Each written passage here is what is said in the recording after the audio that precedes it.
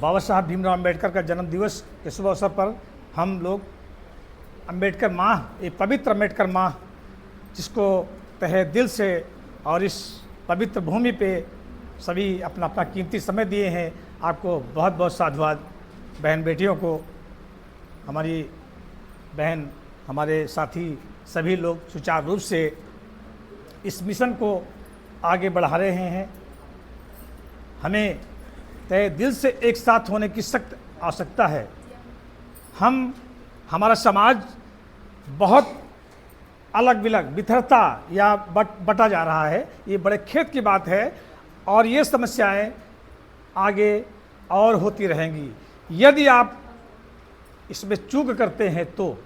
क्योंकि जब कभी हमारा समाज ज्ञान की ओर जाता है, बुद्ध की ओर जाता है, बाबा साहब की ओर जाता है, तभी मनवादियों को बहुत चिंता हो जाती है, बहुत कष्ट हो जाता है और हमें आपको पता नहीं चलता है, हम आप जानते नहीं हैं।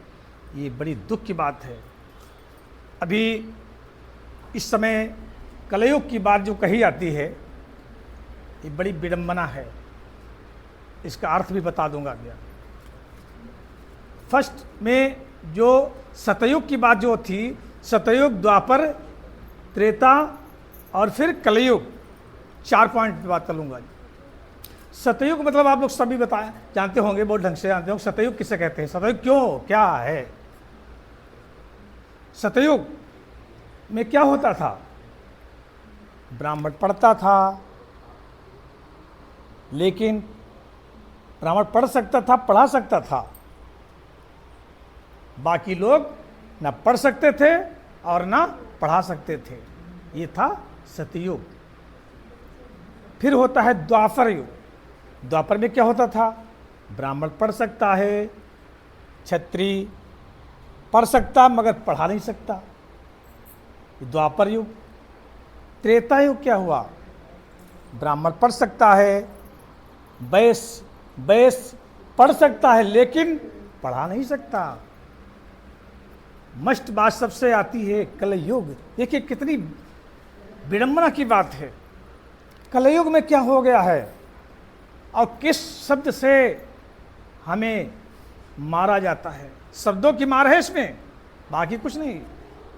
ब्राह्मण पढ़ेगा,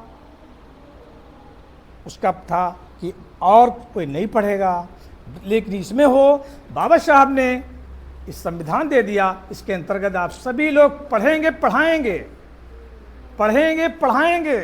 बस ये कष्ट होने लगा, उसको बोल दिया कलयुग। देखिए कलयुग की बात क्या है। हम लोग, हमारा समाज, आज ये बहन बेटियां जो इस प्रांगण में बैठने को राइट नहीं थी, और आज देखिएगा आप सभी लोग सोफे पे बैठे हो, ये बाबा साहब की देन है। बाबा साहब को कोई भी व्यक्ति हमारा नहीं भुला सकता है, और जो भी व्यक्ति हमारे बाबा साहब के विरोध में जाते हैं, बाबा साहब के विचारों से अलग जाते हैं, ये बड़ा दुख की बात है। फिर समस्याएं इतनी विकट हो जाएंगी कि आप बता नहीं पाएंगे। अभी तत्काल घटना घटित होने वाली है, हो चुकी है, लेकिन हमें पता नहीं, आपको पता नहीं।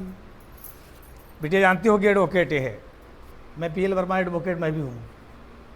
जो हम लोग भारतीय संविधान को पढ़ करके और उसके अंतर्गत जो हमारी धाराएं दी गई थी, उसमें धाराओं में इतना फेरबदल किया जा रहा है, कर दिया गया है, इतना फेरबदल कर दिया गया है कि अब उन धाराओं के तहत हम जो पढ़ करके आए थे यहाँ तक, हम अब विचलित हो जाएंगे। क्योंकि अब नई धाराओं में हमको पढ़ना पड़ेगा, और नई धाराओं में पढ़ना पड़ेगा, फिर आपकी लूट फातियाँ करेंगे हम।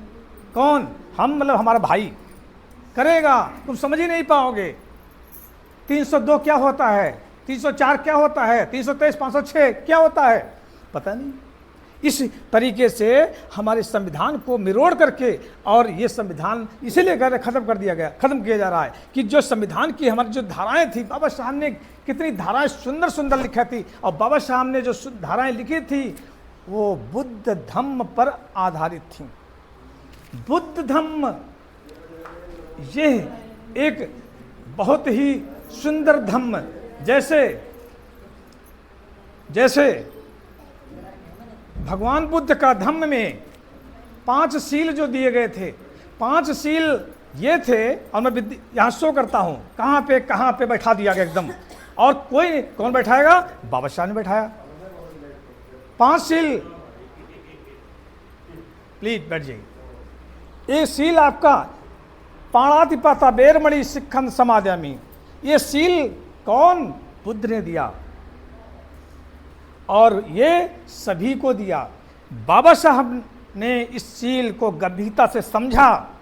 हमारे भाई नहीं समझते हैं, अभी हमारे भाई नहीं समझते हैं पंचशील क्या है, और जो जानते हैं उनका मंगल होता है, ऐसी बात नहीं, मंगल होता है। पाणातिपाता बेरमणि शिखम समादयामि, प्राणी हिंसा नहीं करेंगे, प्राणी हिंसा करने से विरत रहेंगे, और यदि चूक होती है तो धारा 302 ये भारतीय संविधान में बाबा साहब ने अंकित कर दिया। यदि चूक होती है तो बाबा साहब ने भारतीय संविधान में अंकित कर दिया। दूसरी बना दिया, आदिन दाना बेरमणि शिखम समादयामि, बिना दी हुई चीज को हम ग्रहण नहीं करेंगे, और यदि चूक होती है तो 380 379 ये कौन दिया? बुद्ध का सील बाबा साहब ने भारतीय संविधान में पिरो दिया।